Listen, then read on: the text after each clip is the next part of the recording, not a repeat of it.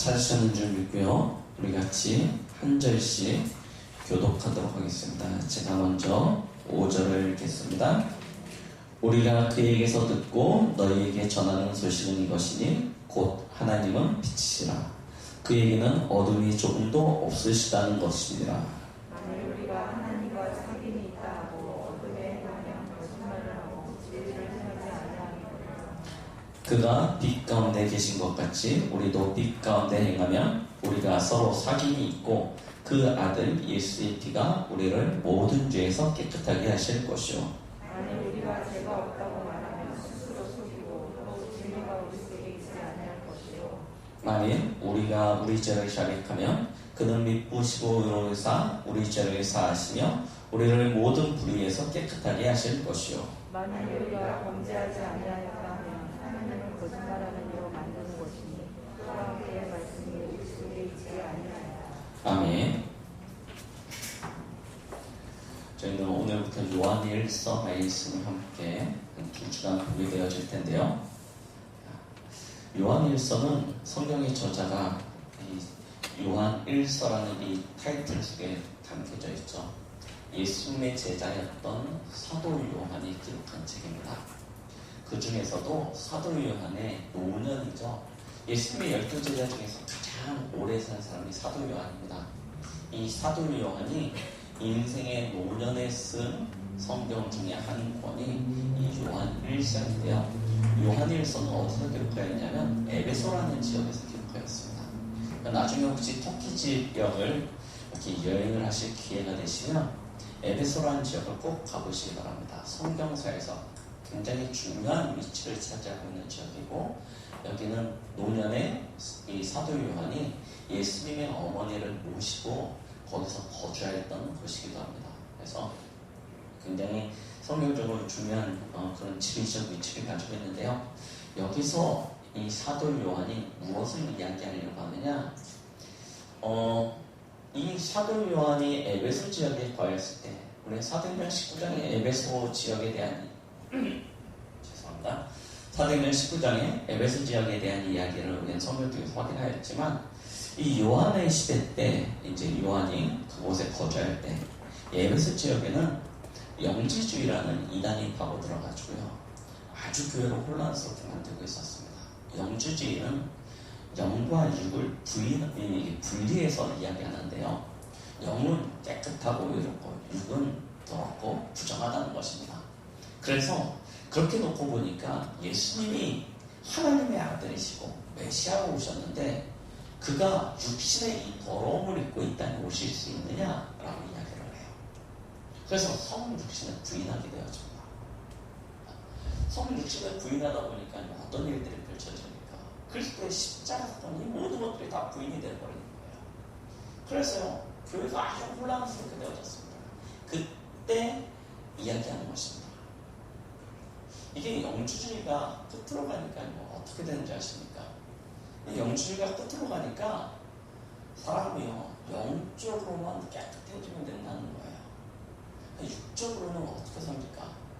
죄 가운데서 말 그대로 자기 육신의 뜻에 따라서 정욕을 쫓아서 행하게 되어집니다. 그러니까 아주 교회로 말미암아 많은 문제들이 일어나고 있는 시대 때 기록되어진 글입니다. 그래서 오늘 요한일서 1장 5절로 10절 말씀에 왜 하나님은 빛이시라고 이야기하는지, 왜 그에게는 어둠이 없다고 이야기하는지 우리는 정확히 알아야 되는 것이죠. 그러면서 왜 회개에 대한 이야기를, 왜 너희가 죄를 하나님 앞에 자백하고 그럼 하나님이 용서하신다는 이런 시대적 배경이 있습니다. 그래서 나중에 오늘 메시지가 끝나고 오늘 주일이 끝나고 나셔서 집에 가셔서 성경을 묵상하실 때 인터넷 요즘 검색하면 잘 나오잖아요. 요한일서 딱 검색해 보시면 배경이 나와요.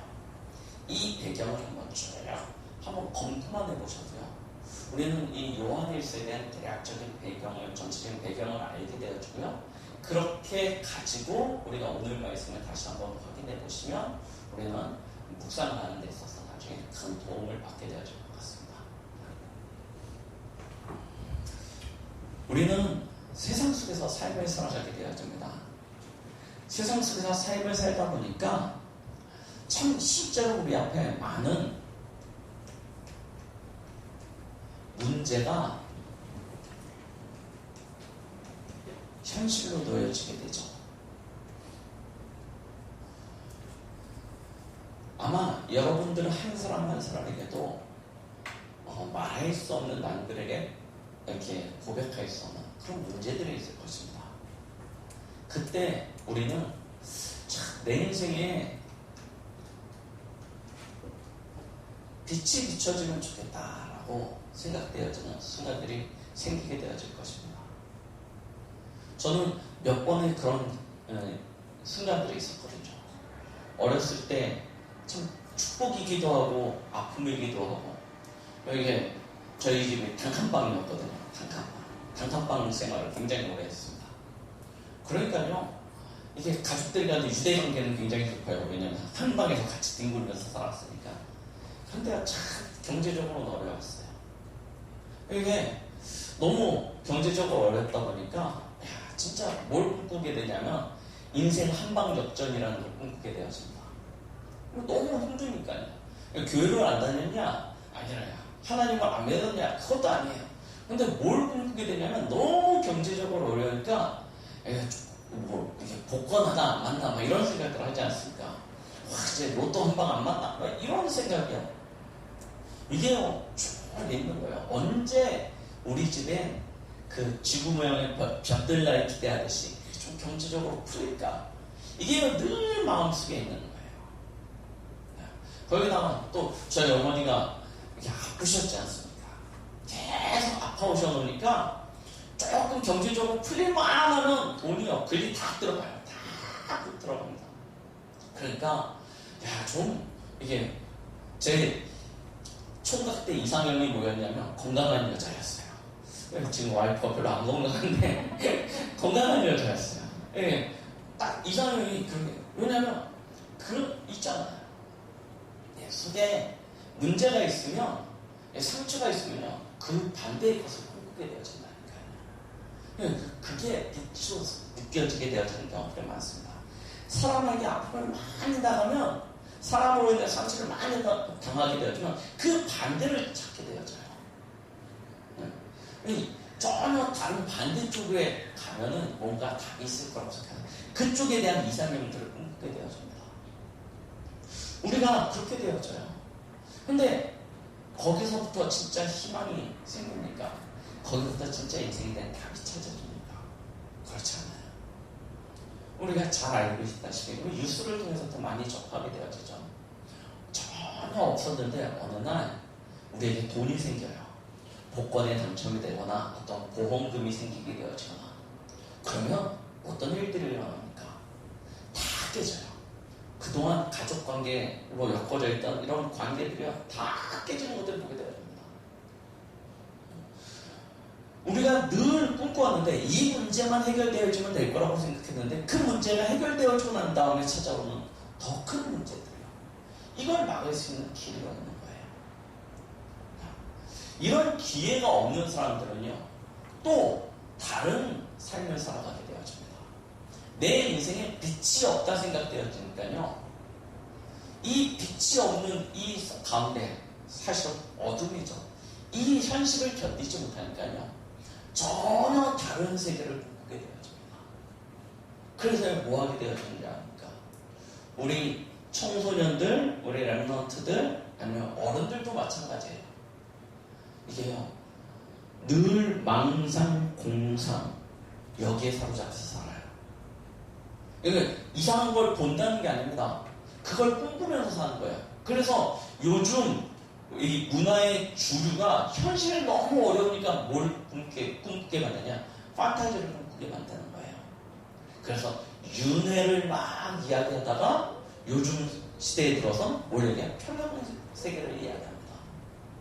왜냐하면 그런 세계를 꿈꾸게 만드는 거예요. 나 말고, 지금 현실에 고통당하는 나 말고 뭔가 계기가 되어져서 다른 세계를 꿈꾸게 만드는. 그래서 뭐 하냐면 우리 청소년들이, 우리 젊은 세대들이 게임에 빠져드는 이유가 들었습니다. 현실에 나는 굉장히 무능력해요. 아무런 힘도 없어요. 그런데 게임 속에 나는 굉장히 강해요. 캐릭터죠. 그런 캐릭터를 꿈꾸면서요, 거기에 집중하게 되어져요. 이게 단순히 재미다 이런 것이 아닙니다. 그 세계 속에 있는 나는 굉장히 능력이 있어요. 그리고 현실의 나는 계속 정체되어져 있는데 내가 만들어낸 캐릭터는 이게 성장해 나가요. 그러다 보니까 거기에 집중하고 몰입할 수밖에 없는 그런 상태가 되어져요. 자, 어른들은요, 우리 나이 많으신 분들은 그런 상태를 이미 이제 그런 시대도 아니에요. 꿈꿀 수 있는 세대, 어떤 희망을 가질 수 있는 그런 시기가 지나가 버렸어요. 그러니까 어디로 빠져듭니까? 중독으로 빠져드는데 약물, 알코올 이런 중독으로 빠져드는 거예요. 도박. 뭘 찾는 거냐? 전부 다 오늘 나의 현실을 뛰어넘을 수 있는 빛을 찾아다니는 것입니다. 근데 그렇게 만나질 수 있습니까? 만나질 수가 없는 거예요. 세상 가운데 진짜 우리 인생에게 빛이 되어질 만한 것들이 있습니까? 아니요. 잠깐 희망을 주는 것 같지만 그 희망을 쫓다 보면 어느 날 더 큰 수렁 속으로, 절망 속으로 빠져드는 것을 우리는 너무나 많이 보고 또 체험해 왔고요. 그래서 우리는 진짜 빛을 찾아야 돼요. 참빛을 찾아야 됩니다. 그 참빛이 무엇입니까? 오늘 성경은 이야기하고 있는 거예요. 하나님은 빛이라는 거예요. 여기에 우리 인생의 모든 답이 있습니다. 이걸 우리가 깨달아야 할 때, 이 사실을 들을 때 우리는요, 우리의 현실 그 위에 있는 하나님의 참된 축복을 누릴 수 있게 되어진 것입니다. 자, 하나님은 우리 인생을 아시고 처음부터요, 성경에는 태초라고 이야기하시죠. 그때 빛을 주셨습니다. 이 빛은 어떤 빛입니까? 창조 이전의 세상은 창세기 1장 2절 말씀에 흑암이고 완전 혼돈하고 공허하였다라고 이야기하고 있습니다. 창조 이전의 세상이에요. 완전 흑암 가운데 혼란스럽고 공허한 세상. 마치 지금 어쩌면 저와 여러분들의 내면일 수도 있고요. 사실은 세상 사람들의 모습일 수도 있습니다. 흑암 혼돈 공허 속에 있어요. 그런 세상에 하나님이 창세기 1장 3절에 보니까요, 무엇을 주세요? 가장 먼저 주신 것이 있는데 그게 바로 빛이에요. 빛을 주셨다라고 이야기하고 계십니다. 이 빛은 어떤 빛입니까? 이 빛은 창조의 빛이요, 생명의 빛이었습니다. 그래서 창세기 1장 3절에 하나님이 빛을 만드시고 빛과 어둠으로 나누셔서 빛을 낮이라 칭하시고 어둠을 밤이라 칭하셨다고 이야기하고 있습니다. 이 빛은 저 태양빛이나 별빛, 달빛 아니면 이런 전구의 이런 빛이 아닙니다. 근원적인 빛이에요. 그 빛에서부터 창조의 역사가 시작되어졌습니다. 모든 만물이 그 빛 아래에서 만들어지기 시작한 것입니다. 이 빛으로 창조의 역사가 시작되었고요. 그 창조의 완성은 창세기 1장 27절. 하나님의 형상으로 창조되어진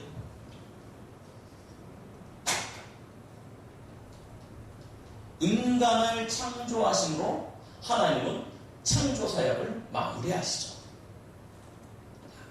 이 창조사역 속에서 하나님께서 인간을 마지막으로 창조하셨다는 것은 무엇입니까? 하나님이 빛을 주시고 이 빛 아래에서 창조하신 모든 창조물들을 바탕으로 하여서 그 위에 인간을 창조하셨다는 것입니다. 인간이 살기에 전혀 모자람이 없고 부족함이 없도록 모든 것을 다 완성시키죠. 그 빛 아래에서 모든 축복을 그 가운데 담아두시고 마지막으로 사람을 창조하신 것이죠. 그리고 안에서 사람으로 하여금 누리도록 만드신 것입니다. 그게 창세기 1장 28절에 하나님이 하나님의 형상으로 창조되어진 인간에게 주신 축복입니다. 전혀 모자람도 없고 부족함도 없어요. 어느 정도입니까? 성경은 이렇게 이야기했습니다. 생육하고 번성하라, 다스리고 정복하라 라고 이야기하고 있습니다. 모든 것 위에 하나님께서 만물의 인간을 세우신 것입니다. 다스리고 정복하는 거죠. 여기서 정복한다는 것은요, 우리가 생각하는 것처럼 뭐 나폴레옹이 막 유럽 정복, 히틀러가 막 세계 정복, 이런 전쟁을 이야기하는 것이 아닙니다. 다스림이에요. 그 발 아래, 인간의 그 존재 아래 모든 만물을 드시고 다스리도록 하시는 거예요. 어느 정도입니까? 공중의 새, 땅에 움직이는 모든 것, 물 속에 있는 것까지라도 하나님이 아담과 하와를 통해서 다스리게 하신 것입니다. 하나님의 그 은혜, 하나님의 그 사랑, 하나님의 그 긍휼하심이 사람을 통해서 모든 만물에게 전달되어지도록 하나님께서 그렇게 인간을 창조하신 거예요. 그래서요, 원래 인간은 타락하기 전에는 만물과 하나 되어지는 존재였습니다. 만물을 화목하게 하는 존재가 인간이었어요. 언제 깨졌습니까? 창세기 3장. 그러면서 하나님은 창세기 2장 1절부터 25절에 보니까 에덴의 축복을 주시죠. 에덴에서 뭐합니까? 에덴의 축복은 말 그대로 평안, 안식, 행복, 기쁨의 삶이었습니다. 무슨 얘기입니까? 모자람이 없었다는 거예요. 이 안에 창조되어진 그거 하나만으로, 에덴에 그 속한 그거 하나만으로 완전하고 충분하고 모든 것을 누릴 수 있는 그런 삶이에요. 하나님의 형상 속에 담겨져 있는 비밀이자 축복입니다. 그런데요, 이것이 깨져버려요.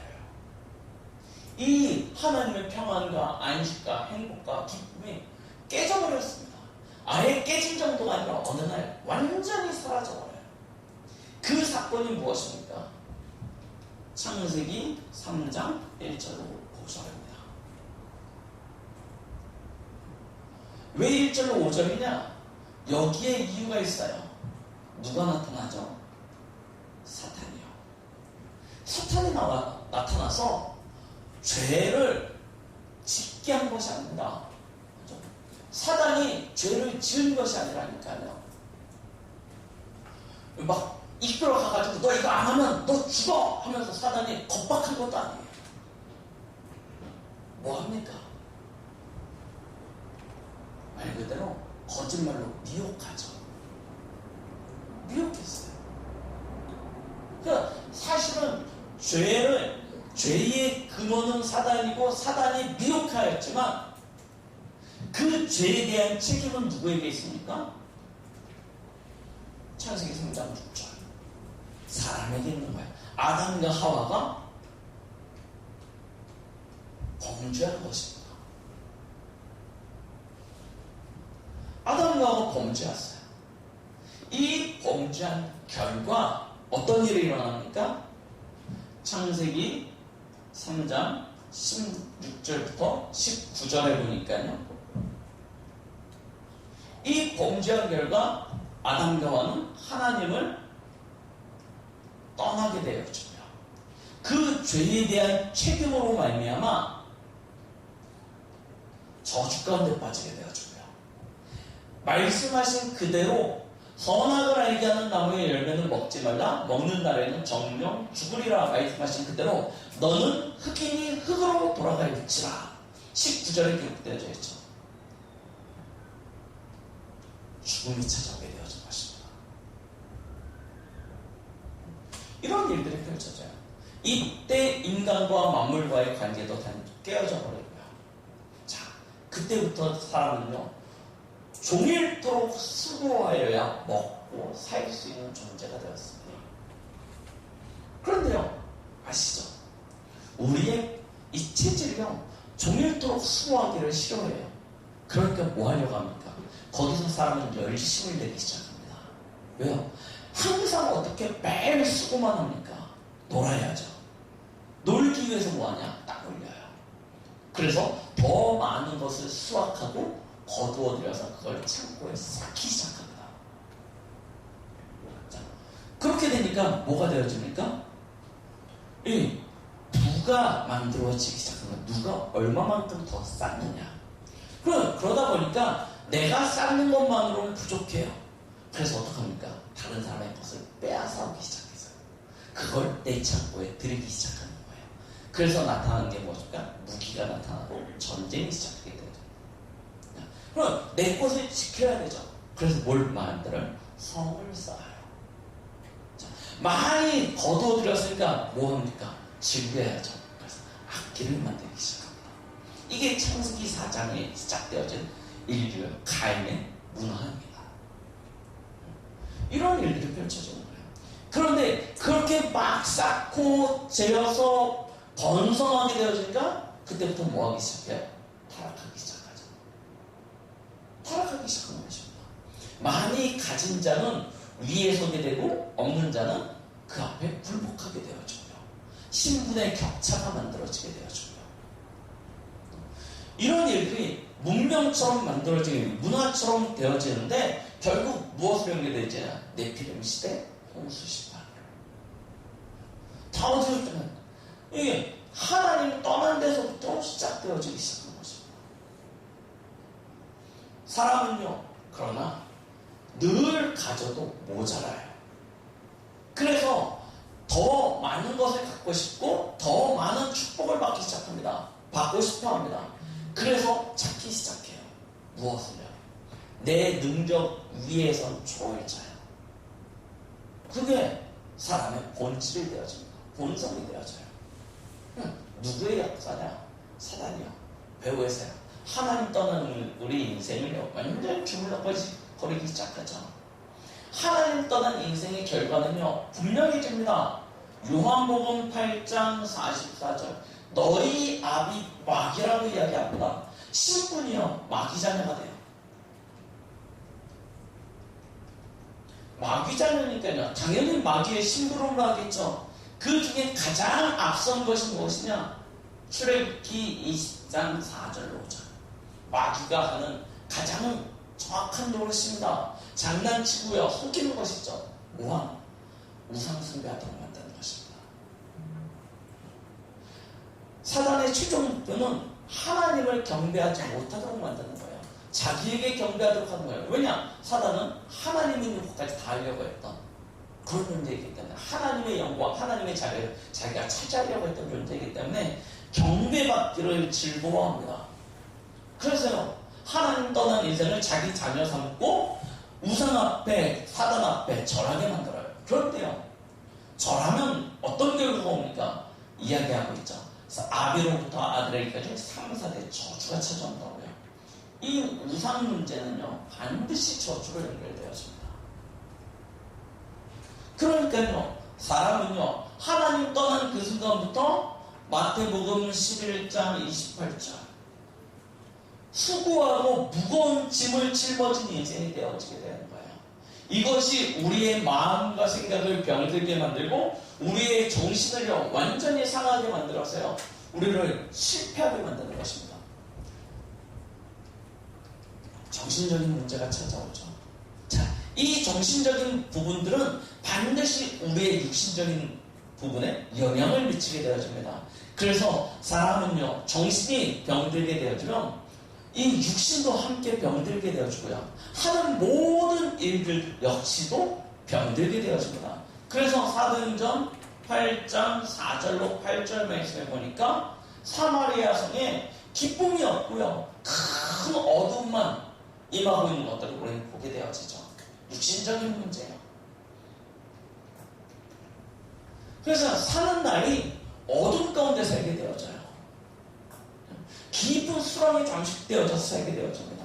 아무리 노력하고 몸부림쳐도 이 사단의 그 소속되어진 그 신분, 그것을 벗어나지 못해요. 사단이 만들어온 운명과 팔자예요. 아무리 종교를 찾고 답을 찾아봐도 답은 없고요. 점점 수고하고 무거운 점만 더해지다 보니 우리의 인생은요, 날이 갈수록 빅배하고 황폐하게 되는 것입니다. 그러니 당연히 뭐 하게 됩니까? 인생이 얼마나 씁니까? 그래서 술을, 그 순수를 마시면서 달다고 해요. 인생이 너무 쓰니까, 너무 아프니까.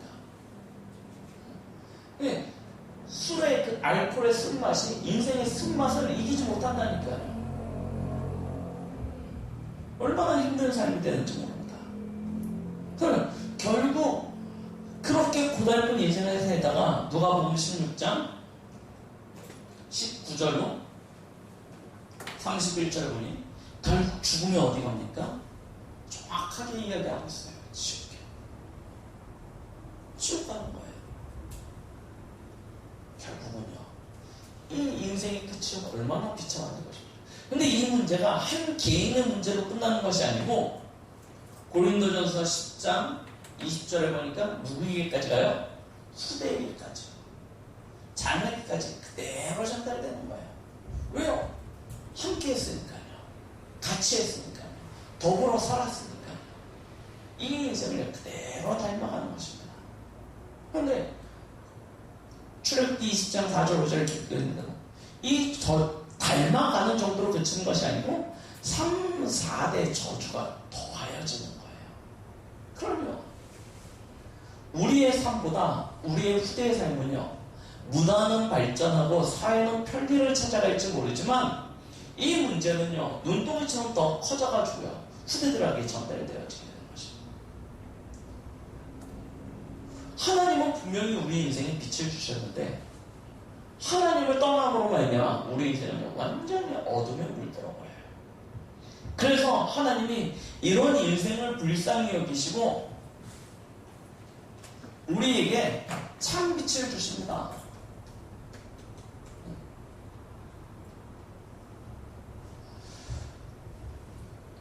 요한복음 1장 1절로 5절에 보니까요, 성경이 이렇게 이야기하고 있어요. 저와 여러분들의 인생이 어둠 속에 있다는 것입니다. 어둠 속에 있는데 하나님께서 우리 인생에게 빛을 주셨대요. 요한복음 1장 9절 말씀을 보니까요, 그 빛은 참빛이라고 이야기하고 있습니다. 참빛이 오셨어요. 이 빛이 누구십니까? 성경은 이렇게 이야기하고 있죠. 요한복음에 보니까요, 그는 태초부터 계시는 하나님이시고 그는 말씀이시라는 거예요. 그 안에는 생명이 있는데요, 그로 말미암아 모든 만물이 창조되어졌다라고 이야기하고 계십니다. 그분이 누구십니까? 바로 예수님이시죠. 예수님은 어둠 가운데 잠겨있는 우리 인생에 참빛으로 오셨습니다. 뭐 하시려고 참빛으로 오세요? 우리를 이 어둠에서 불러내어 그리스도의 빛 가운데로 인도하시려고요. 그래서 베드로전서 2장 9절 말씀이 이야기하고 있지 않습니까? 너희는 왕같은 제사장의 거룩한 나라의 그의 소유된 백성이니 이는 너희를 어둠에서 불러낸 이 빛을 선전하는 자라고 얘기하고 있습니다. 우리가 완전히 어둠 가운데 물들어 있었다니까요. 잠겨져 있었습니다. 어느 정도 어둠이냐? 성경은 이렇게 얘기하고 있죠. 빛이 비춰졌는데 그 빛이 싫어서요, 숨어버려요. 그 빛 받기를 거부합니다. 그래서 뭐합니까? 예수님을 십자가에 못 박아요. 받기를 싫으니까, 빛이 오는 게 너무나 싫으니까 예수님을 십자가에 못 박아요. 그렇게 못 박으면 더 이상 내게 빛이 없을 줄 알아요. 그런데요, 그게 예수님의 방법이고 하나님의 방법이었습니다. 모든 사람에게 이 빛이 증거되었지만 밝혀지는 하나님의 방법이요. 그 사건이 바로 십자가 사건이랄까요. 예수님이 처음부터 오신 이유를 이렇게 이야기하고 있습니다. 요한복음 1장 29절에 하나님의 어린 양으로 오셨대요. 뭐 하시려고요? 로마서 3장 25절에 보니까요.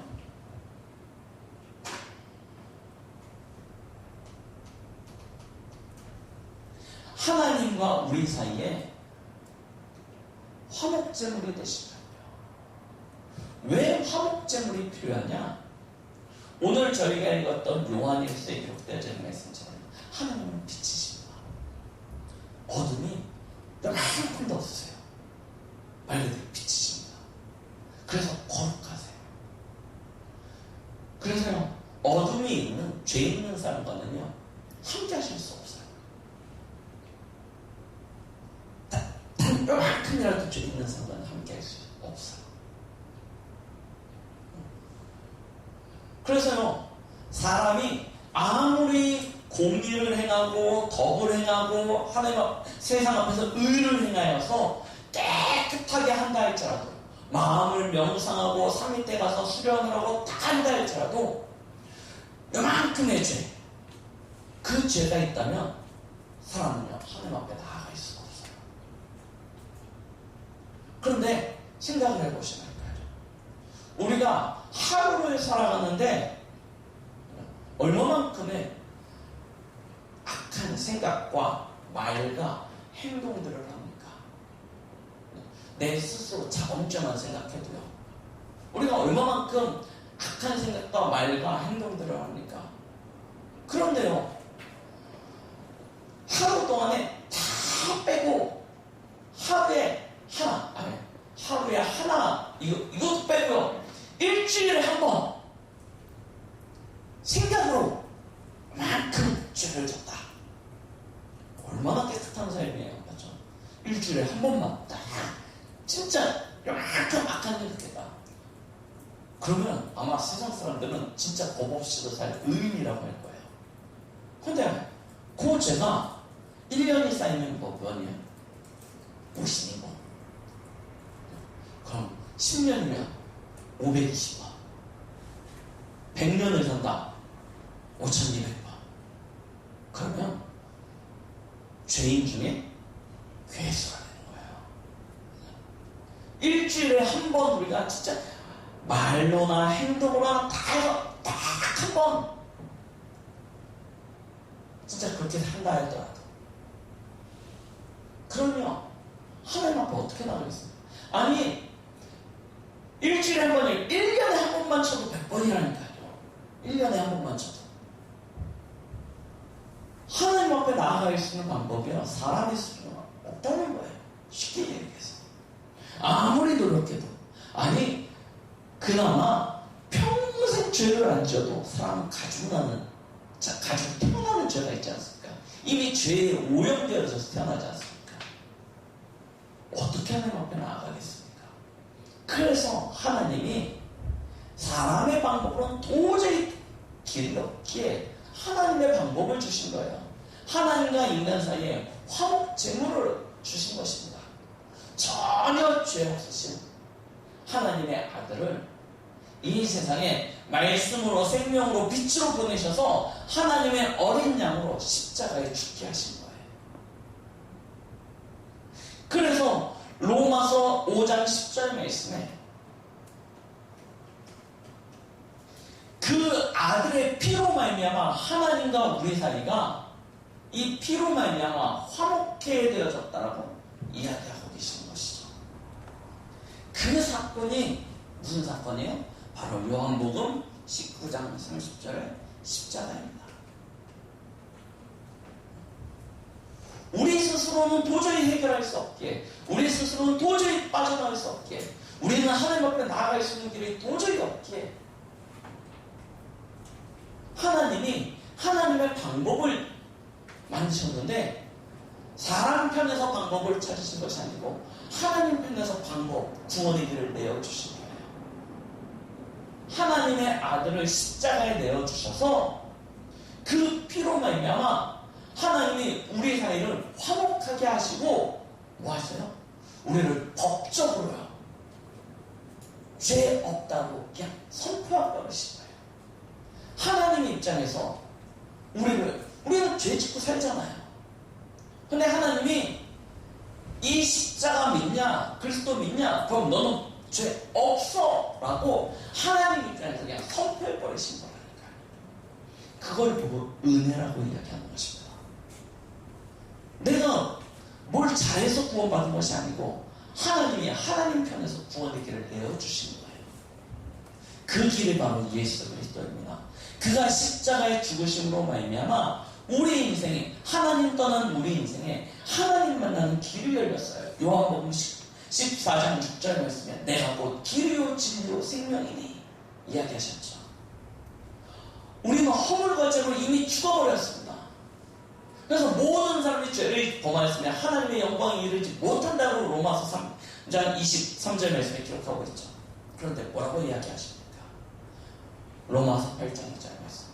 생명의 성령의 법이 죄와 사망의 법에서 너를 해방하였다고 이야기하시는 거예요. 그리고 우리는 이미 사단에게 매인 인생, 그래서 어둠에 빠져들었는데 요한일서 3장 8절 하나님의 아들이 나타나신 것은 마귀의 일을 멸하려 하시며 그가 십자가의 죽으심으로 말미암아 죽음으로 인하여 죽음의 세력을 얻은 이 사단의 일 완전히 깨뜨려버린 것입니다. 그가 참선지자, 참제사장, 참왕이 되어주십니다. 그가 십자가에서 그리스도의 일을 담당하심으로 말미암아 우리 인생의 모든 문제를 다 해결해버리신 거예요. 해결해버리신 것입니다. 자, 해결하신 정도가 아니죠. 해결해놓고 우리 안에 그 빛이, 어려운 얘기로는 임재, 쉬운 얘기로는 함께 하시는 거예요. 더 이상 어둠에 물들지 않도록, 더 이상 어둠 가운데 거하지 않도록 빛으로 우리 안에 함께하고 계십니다. 어떻게 해요? 이야기하고 계시죠. 계시록 3장 20절 말씀이에요. 뭐라고 이야기하시죠? 내가 마음의 문을 두드리는 누구든지 그 소리를 듣고 문을 열면 내가 그에게로 들어가 그로 더불어 먹고 마시며 그는 나와 더불어 먹고 마시리라 라고 이야기하고 계십니다. 빛이 우리 안에 들어오시는 거예요. 고린도전서 3장 16절 말씀 잘 기억하고 계시죠? 너희가 하나님의 성전인 것과 하나님의 영이 너희 안에 거하심을 알지 못하느냐라고 이야기하고 계십니다. 하나님이 우리 안에 함께 계시는 거예요. 요한복음 14장 16절로 17절 말씀 이야기하고 계시는 것입니다. 그리스도께서 하늘로 올리우시고 나시면 또 다른 보혜사를 너희에게 부어줄 것이라고 얘기하시죠. 너희에게 보혜사를 보내사 너희와 영원토록 함께 하시겠다 약속하시는 거예요. 빛으로 아예 우리와 함께 하시죠. 하나님께서 결단하신 것입니다. 그의 영으로요. 우리는 그래서요, 우리도 모르는 사이에 빛이 되어져 버렸어요. 이게 하나님의 축복입니다. 그래서요, 마태복음 5장에 보니까요, 5장 14절로 16절 말씀에 보니까요, 나는 원래 어둠이었는데 예수 그리스도를 믿음으로 말미암아 우리를 뭐라고 했냐면 너희는 세상의 빛이라고 이야기하고 계십니다. 나는 어둠인 줄 알았는데 너희는 세상의 빛이래요. 이 빛은 어떤 축복을 누립니까? 성경에 보니까요, 이렇게 이야기하고 계십니다. 숨겨지지가 않는데요. 우리 앞에 모든 것이 밝히 드러나게 되어져 있습니다. 산 위의 동네가 그 빛 앞에서 숨겨지지가 않아요. 다 드러난다는 것입니다. 우리가 빛이기 때문에요. 우리가 현장에 나가면 다 드러나게 돼 있어요. 그래서요. 저와 여러분들이 가는 곳마다 느껴지는 것이 왜 이렇게 흑암이 세냐, 왜 이렇게 막 영적 문제가 심각하냐 이 동네는 막 느껴질 때가 있을 겁니다. 당연해요. 왜요? 그동안 감춰져 있던 것인데 빛이 비춰지니까요 드러나게 되어져 있는 거예요. 밝히 드러나. 그래서 가는 곳마다 흑암이 세구나, 영적 문제가 세구나, 이거 보여진다니까요. 그런데 보여지는 것으로 끝나는 것이 아니에요. 하나님께서 빛을 어떻게 하신대요? 높이 드신다는 것입니다. 사람들이 불을 켜가지고 저 마루 안에 숨겨두지 않는다는 거예요. 어디에 나가요? 높은 곳에 닿아요. 왜요? 모든 사람들이 다 보고 알 수 있도록. 자, 높이 써주세요. 그리고 뭐하냐? 우리를 통해서 세상에 빛을 비추시는 거예요. 이런 축복이야. 그러니까 우리는 낮아지고 우리는 겸손하게 우리의 자세를 갖춘다 할지라도 하나님은 우리를 높이 세우십니다. 그래서 때로는 타겟이 되어져요. 불신자들 앞에서. 야, 저것들은 꼭 지네들만 잘났다고 이야기해. 쟤들은 꼭 그렇게 막 지네들만 유일하다고 이야기해. 막 이야기할 수 있습니다. 핍박에 대해서 어떤 타겟이 되어질 수 있어요. 그러나요, 그것이 하나님의 방법이에요. 우리를 높이 드셔서 모든 사람에게 빛이 비춰질 수 있도록.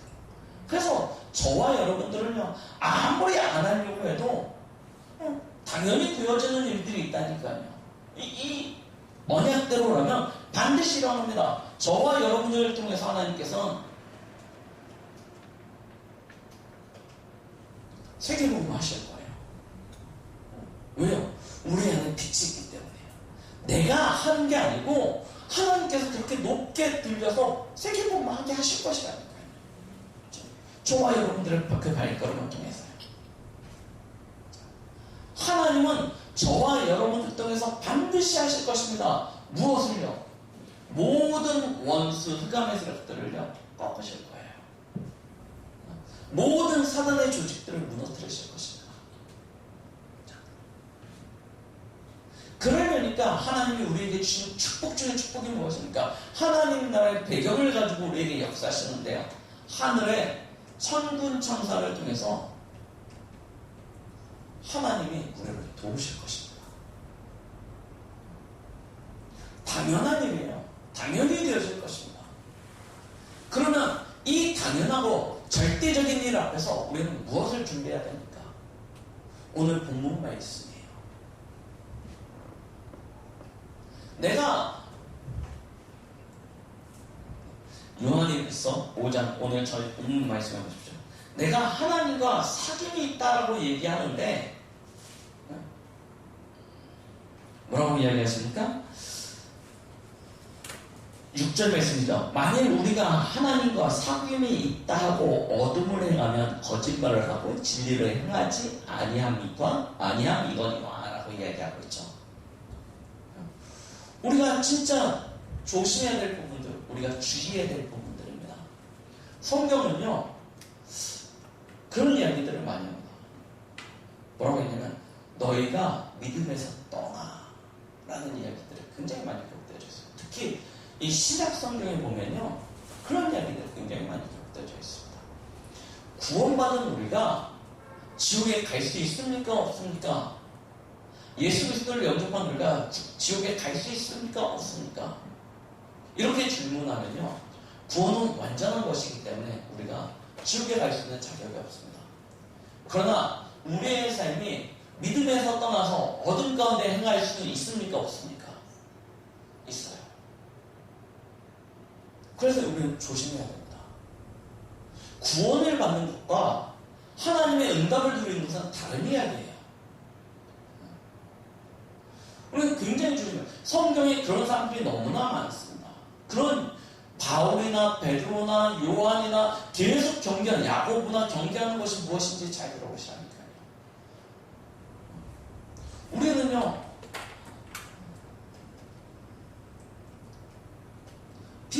가운데 행하는 삶을 살아야 돼요. 구원을 받았기 때문에 하나님의 나를 통해서 세계 복만을 이루실 것이고, 하나님의 나를 높이 들으실 것이고, 하나님의 나를 왕들 앞에 세우실 것이고, 하나님의 나를 렘넌트의 축복을 주실 것이고, 아싸, 그럼 난 내 마음대로 살아도 되겠구나. 하나님이 그렇게 만드신다고 했으니, 그렇게 안 만들면 하나님 책임. 나는 내 마음대로 살 테니까 하나님 나를 만들어주세요. 하나님은요, 절대 그렇게 안 하세요. 하나님은요, 절대 그렇게 영적인 부분에 관심이 없는 사람을 하나님이 강제로 막 전해가지고 영적으로 막 깨닫도록 하나님께서 하시냐? 하나님이 시급하실 때 하나님이 반드시 쓰셔야 되는 사람들은 그렇게 하세요. 일반적으로는요, 하나님은 은혜를 사모하는 자에게 은혜를 주십니다. 영적인 부분에 관심을 가진 자에게 영적인 축복을 주세요. 일반적인 것들이 있다니까요. 아주 극박한 시대 때 하나님이 어쩔 수 없이 한 사람을 쓰셔야 되는데 이 사람이 못 깨달았다. 그러면요, 하나님이 그렇게 만드시기도 하십니다. 그런데요, 일반적으로 야곱이 왜 축복을 받았냐? 왜 에서가 버림을 받았냐? 보시라니까요. 왜 요셉이 축복을 받고 요셉의 형들이 하나님의 축복을 받지 못했는지 보시라니까요. 하나님은 일반적인 법칙에서 벗어나는 일이 많지 않으십니다. 그래서 우리는요, 빛 가운데서 살아야 돼요. 빛 가운데서 행해야 되는 것입니다. 오늘의 말씀을 잘 우리는 마음에 담으셔야 됩니다. 하나님이 나를 어떻게 하시겠지? 진짜 하나님이 여러분들을 어떻게 하시길 원하십니까? 그럼요, 큰 각오를 하고 계셔야 돼요. 어떤 각오를요? 하나님이 나를 한번 대게 혼내실 거야 라는 각오를 하고 계시면 돼요. 하나님이 나를 어떻게 해주겠지라고 생각해요. 그걸 막 해보세요. 하나님이 어느 날 한번 작업하시면 죽다 살아나는 일들을 경험하게 되어질 것입니다. 그런 경험을 굳이 우리가 할 이유가 뭐가 있어요? 우리 렘넌트를 쭉 망했다가 바닥부터 다시 이러는 이유가 아무것도 없다니까요. 왜 굳이 그런 희망을 가지고 사십니까? 꼭 그렇다니까. 하나님이 나를 어떻게 해주시겠지? 완전 바닥까지 쳤다가 다시 일어나게 하는 그런 생각들을 하고 있다니까요. 진짜요.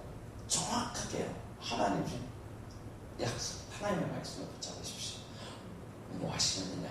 오늘 말씀이에요. 이야기하고 계시죠? 뭐라고 이야기하고 계십니까?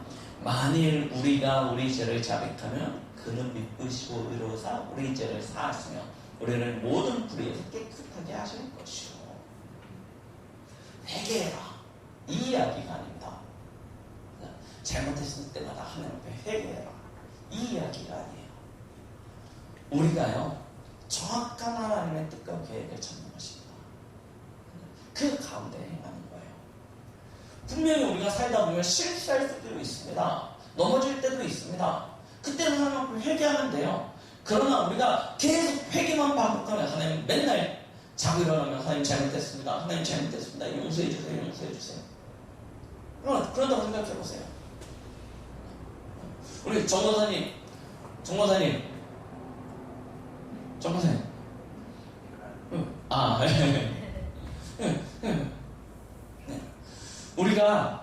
우리 여기 부모님들이 생각해보셔야 돼요. 애들이 맨날 아침 저녁 와가지고 잘못했어요. 맨날 그런다. 생각해보세요. 어떻게 살겠습니까? 미치고 환장할 노릇이죠. 하나님이 그걸 원하시는 게 아니에요. 우리가 빛 가운데 생각을 원하십니다. 처음부터 그렇게 살기를 원하세요. 이게 우리의 면죄가 아니라니까. 잘못했으면 용서하면 하나님이 회개하면 하나님 용서해주는 이게 면죄가 아니에요. 뭐냐? 빛 가운데서 사는 거예요. 오늘 말씀의 주제가 그겁니다. 빛 가운데서 살아라. 어떻게 하면 됩니까? 어저께 렘넌트 데이 때도 얘기하셨는데 우리 렘넌트는요, 반드시 영적 서밋으로 가는 길을 택하십시오. 영적 서밋으로 나가는 길을 택하십시오. 어떻게 하시면 되냐? 우리 안에 다른 데로 셀 수 없는 시스템을 만드시라니까. 영적인 삶을 살아갈 수 있는 나의 시스템을 찾으십시오. 이게 렘넌트 대회 전에 우리 렘넌트들이 찾아야 될 미션이라고 했어요. 영적 서밋으로 해야 되는데 나는 어떻게 그 시스템을 만들어낼 것인가? 어떻게 영적 서밋으로 갈 것인가? 이걸 제일 먼저 미션으로 찾아야 돼요. 이걸 계속 기도하면서 이번 렘넌트 대회를 준비하시는 거예요.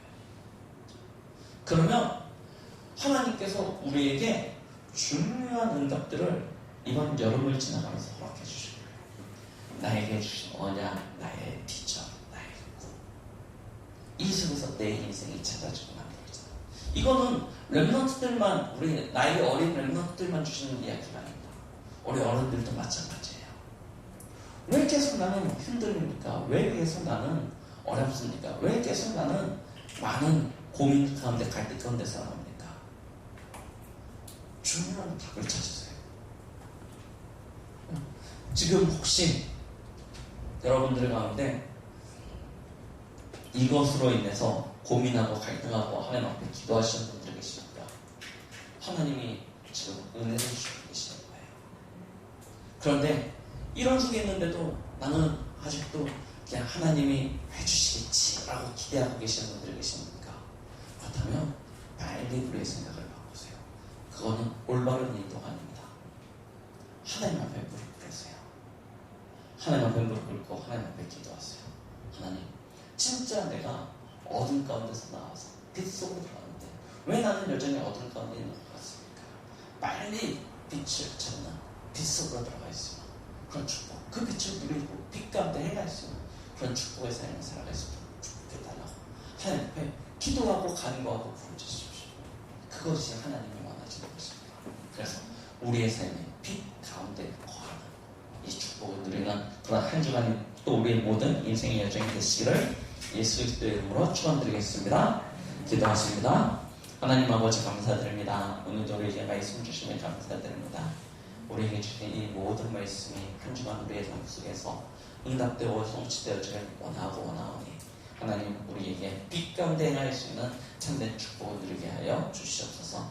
예수 그리스도의 이름으로 기도드렸습니다. 아멘.